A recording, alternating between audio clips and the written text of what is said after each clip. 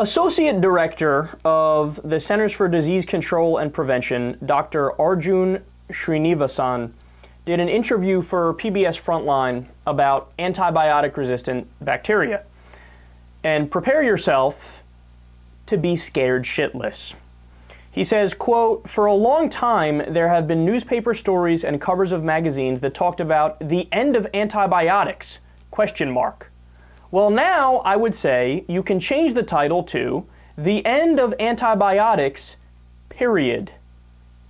We're in the post-antibiotic era.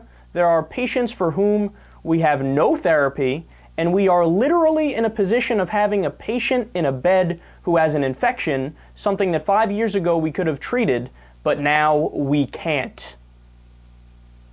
Scared yet? It gets worse.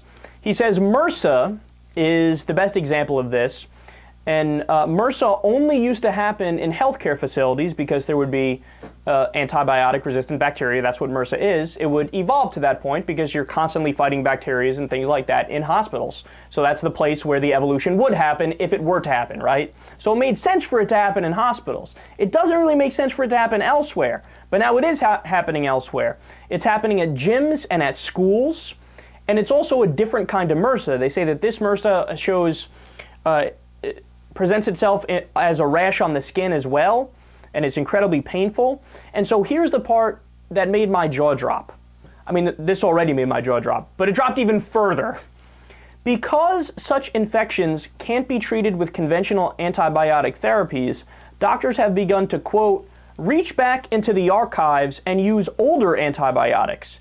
We're using a lot of colistin, and we're using more of it every year. It's very toxic. We don't like to use it. It damages the kidneys, but we're forced to use it in a lot of instances. So in other words, you know what's happening here?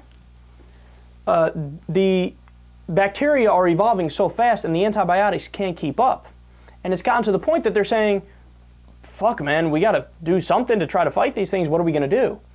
All right, yeah, try to go back in the archives to like the primitive antibiotics that, you know, affected other areas of the bodies in a negative way. Like they said, it affects the kidneys, right? But the problem is, this is their last trick.